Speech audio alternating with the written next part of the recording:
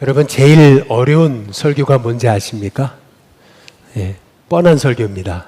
예, 사실 오늘 맥주 감사주일이잖아요. 그러니까 결국 감사해야 된다는 거 모르는 사람 없습니다. 뻔한 설교입니다. 그래서 더 기도하면서 이제 준비하게 이제 되게 되는 거죠.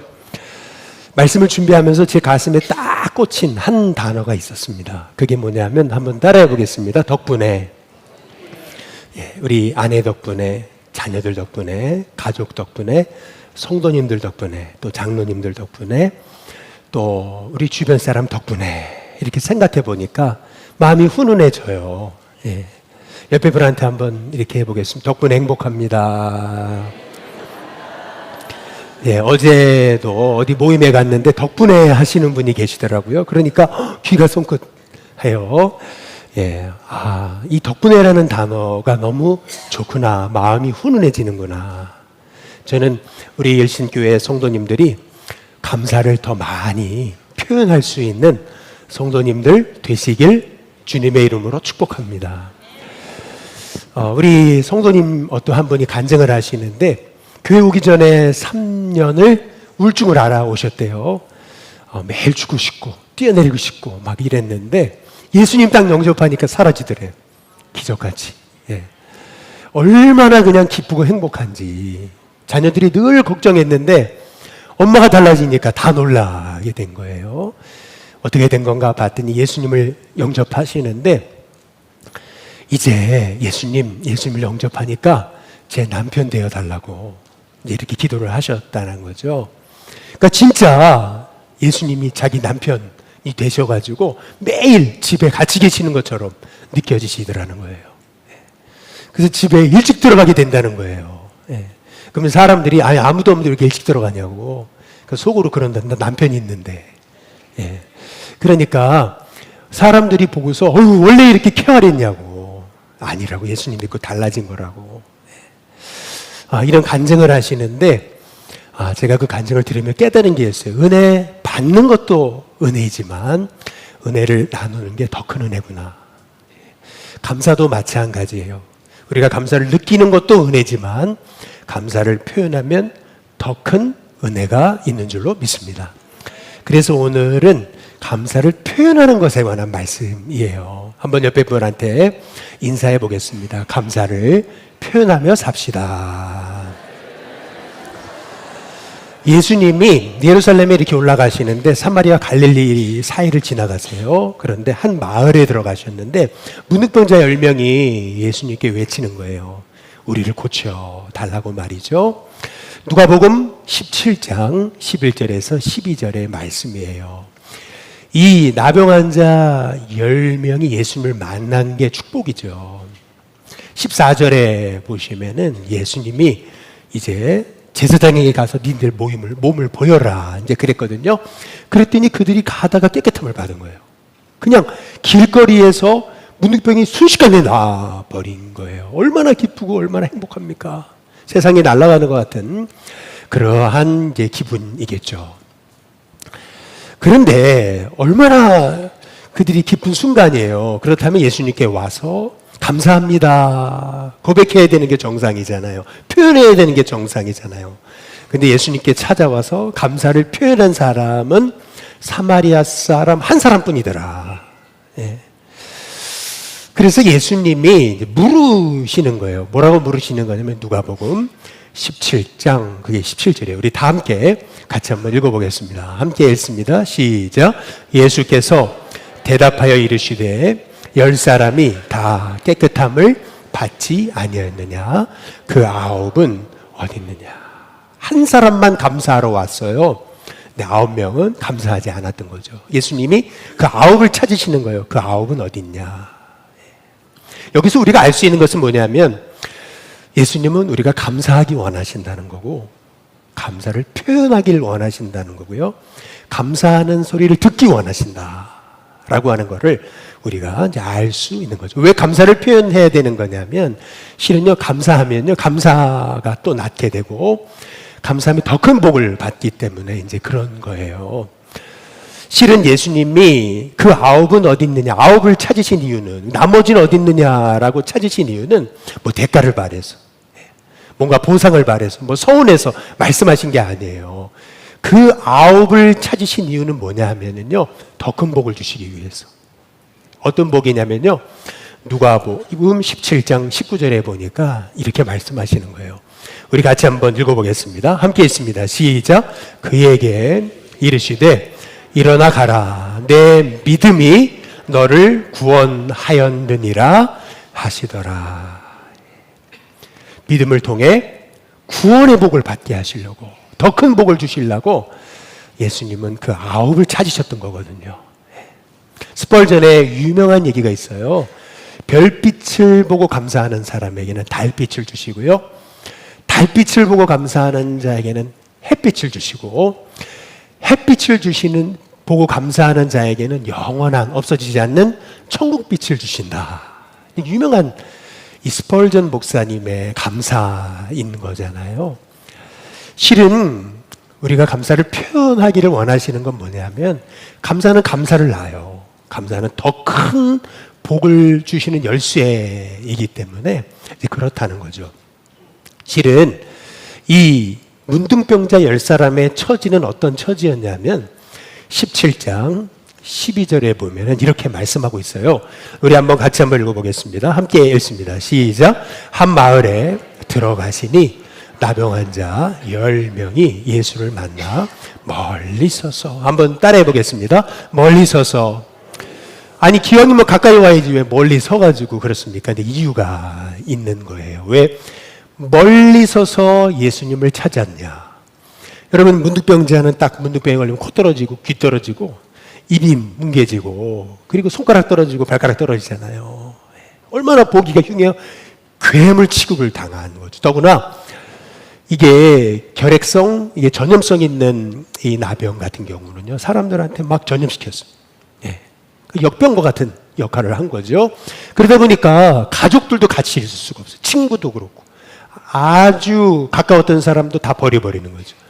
그러니까 나병에 딱 걸리는 순간 가장 큰 괴로움은 버림받았다, 외롭다, 외톨이다 라고 하는 게 가장 큰 이 나병에 걸린 사람의 괴로움이었던 거거든요. 그러니까 가까이도 못 왔던 사람이에요. 그런데 예수님이 그를 고쳐주셨잖아요. 가까이 갈 수 있었잖아요. 이제 사람들과 함께 살 수 있게 하셨죠. 외로움이 치유됐잖아요. 얼마나 큰 은혜입니까? 그렇다면 와서 주님 너무 감사합니다 고백해야 되는 것 아니겠어요? 우리는 여기서 감사가 뭔지를 알게 되는 거예요. 감사는 결국 다른 게 아니에요. 은혜를 기억하는 거예요. 결국 여러분 안에 이게 하나님 은혜였구나, 하나님 돌보심이었구나, 여러분 안에 그렇게 깨달아지는 은혜가 있을 때 여러분의 삶에 감사가 흘러 넘치게 될 줄로 믿습니다. 돌이켜보니까 이번 한 주간 말씀을 준비하면서 자꾸 옛날 생각이 나더라고요. 근데 생각해보니까 다 은혜였구나, 깨달아 알게 되더라고요. 하나하나 생각이 나는데 내가 한 게 아니었구나 라고 하는 것을 깨달으면서요, 은혜 아닌 것이 없더라. 그런데 그거를 표현해 보니까 더 큰 은혜가 있더라 라고 하는 거예요. 그래서 여러분, 감사는 뭐냐 하면은 느낄 감자에다가 살해할 사자인 거예요. 그러니까 진정한 감사는 뭐냐면 그냥 느끼는 데서 끝나는 거. 마음으로 1000번이고 10,000번이고 느꼈다고 이게 아니고, 감사는 뭐냐 하면은 표현할 때, 내 마음에 있는 것을 표현할 때 그게 진정한 감사다라고 하는 것이죠. 한번 여러분 감사를 표현해 보세요. 아내한테도 고맙다고, 자식들한테도 너희들이 있어줘서 고맙다, 성도님들한테도, 또 목사님들한테도, 우리 장로님들한테도 늘 감사합니다, 장로님이 계셔서 감사합니다 해보셔요. 그러면요, 감사를 고백을 하기 시작하면 어떻게 되냐면 더 애틋해져요. 더 보고 싶고요, 더 생각나고요. 여러분, 감사를 고백해 보니까요, 더 그리워져요. 신기한 게 있더라고요. 그래서 우리 예수님이 우리가 감사를 표현하기를 원하시는 거예요. 그 아홉은 어디 있느냐? 물어보시는 거구나. 두 번째로, 여러분 왜 감사를 표현을 해야 되는 거냐면, 오늘 말씀해 보니까 15절에 이런 말씀이 있어요. 이 문둥병자가, 이 사마리아 사람 예수님 앞에 와서 감사를 표현한 사람은요, 어떻게 감사를 했냐면 보니까 15절 함께 다 함께 읽어보겠습니다. 함께 읽습니다. 시작. 그 중에 한 사람이 자기가 낳은 것을 보고 어떻게 했어요? 큰 소리로 하나님께 영광을 돌리며 돌아와. 한번 따라해 보겠습니다. 큰 소리로. 큰 소리라는 게 뭐예요? 오 하나님 감사합니다 라고 하는 거 아니에요. 큰 소리로 하나님께 어떻게 나에게 이런 은혜를 주십니까? 라고 하는 거잖아요.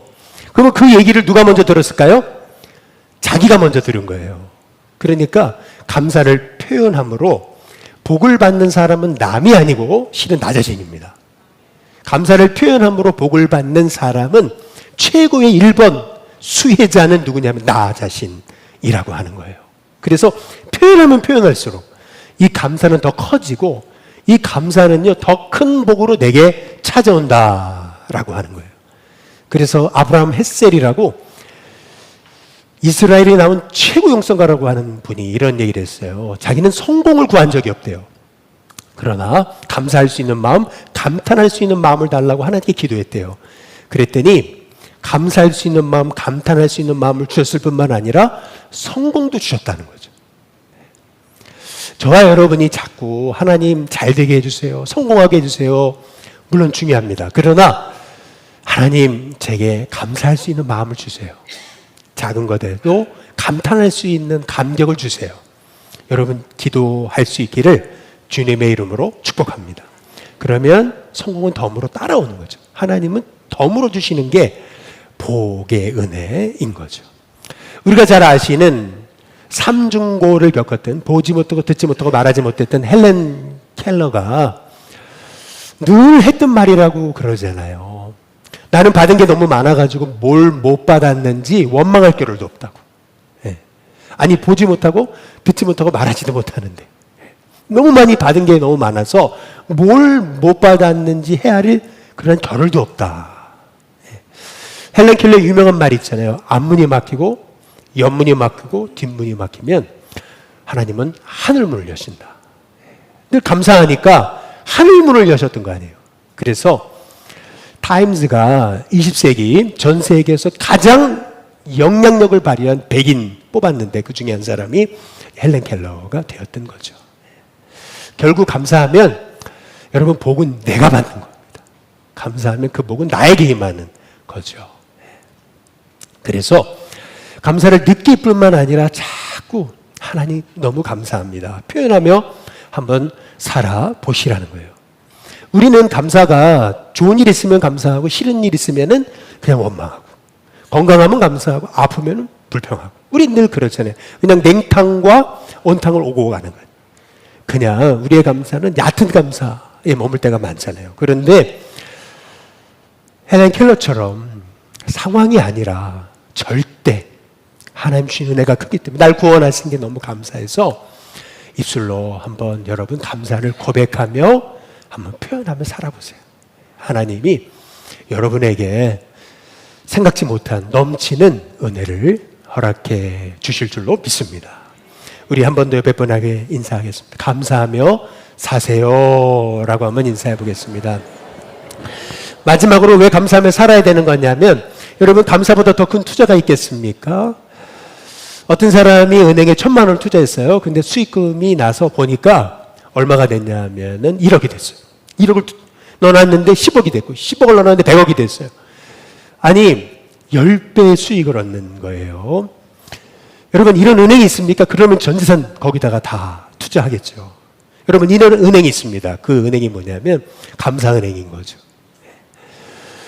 노스캐롤라이나 대학에서 실제로 부부 65쌍을 조사를 해보니까 작은 것에도 감사하는 부부, 감사 안 하는 부부, 표현하는 부부, 표현하지 않는 부부 조사를 했더니 행복도가요, 감사를 표현하는 부부가 행복감이 10배나 높더라.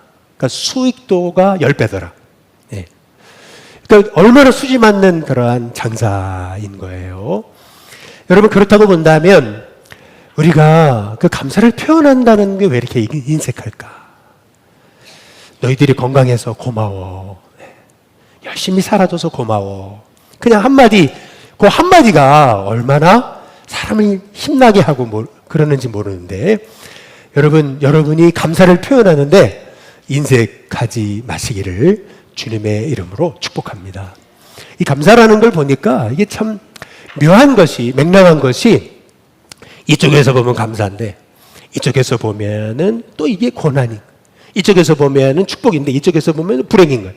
그러니까 어떻게 보냐에 따라서 똑같은 일도 복이 될 수 있고 재앙이 될 수 있다.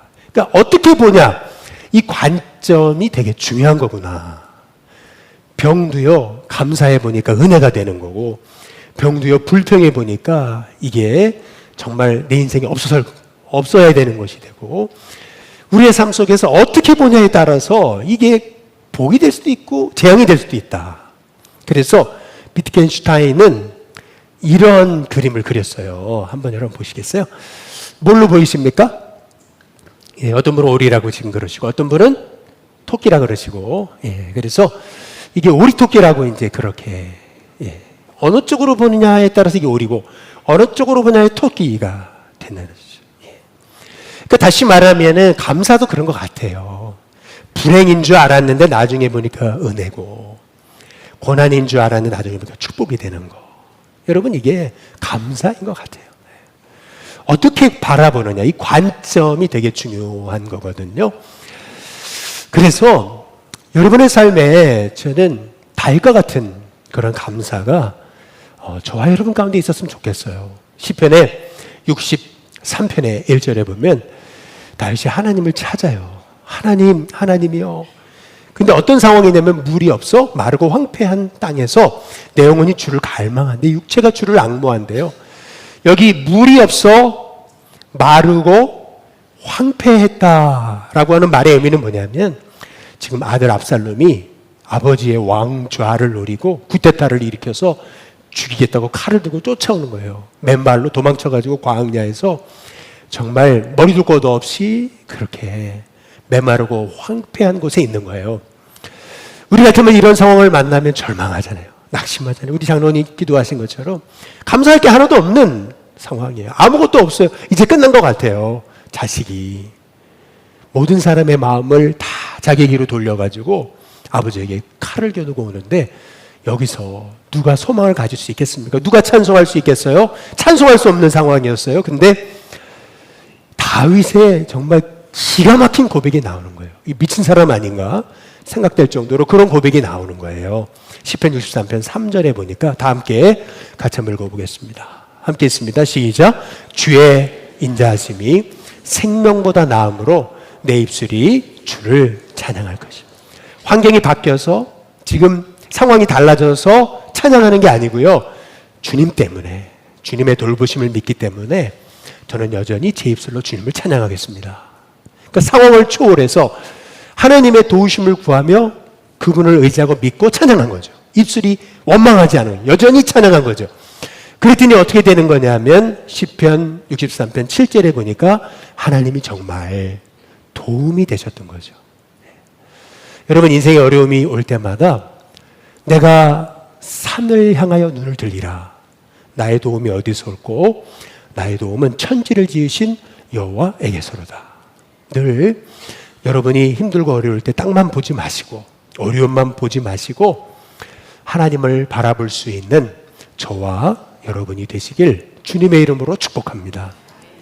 이번에 제가 조금 아팠잖아요. 근데 아파 보니까 이게 아픈 게 은혜더라고요. 왜냐하면 전에는 제가 다 하려고 그랬는데 이제는 할 수가 없으니까 맡겨요. 다 맡겼어요. 네, 다 맡기니까 일이 더 제가 하는 것보다 잘 되더라고요. 내가 하는 것보다 하나님이 하시는 게 더 잘 되는 거구나. 그러니까 주변을 돌아보니까 뭐 저 없이도 잘 돌아가잖아요. 그러니까 내가 한 게 아니었구나. 그러면서 가족들에게, 아내에게, 또 우리 자식들에게 기다려주고 믿어주고 격려해주는 가족들이 감사하고, 또 우리 장로님들께, 성도님들께 감사하고, 또 무엇보다 감사한 것은 우리 사역자들한테 옆에서 뭐라 그러지도 않는데 알아서 다 해내는 걸 보면서 너무 감사하고, 야, 하나님이 이렇게 좋은 만남을 주셨구나. 감사한 걸 생각하니까 감사할 게 너무 많아요. 그래서 하게 되는 말이 뭐예요? 한번 따라해 보겠습니다. 덕분에. 예, 할 수 있는 말이 그거밖에 없더라고요. 옆에 분한테 한번 인사해 보겠습니다. 덕분에 감사합니다. 예, 때문에 그게 아니고 덕분에 말이에요. 때문에 그러지 마시고 이제 덕분에로 바꾸세요. 예, 그러면은요 확 달라져요. 삶이 확 달라지는 은혜가 있게 되는 줄로 믿습니다. 탈무드에서 얘기한 것처럼 가장 강한 사람, 자기 길이 있는 사람, 가장 지혜로운 사람, 매일 배우고 있는 사람, 그리고 가장 행복한 사람, 감사하는 사람. 네. 여러분 가장 행복한 사람 되시길 주님의 이름으로 축복합니다.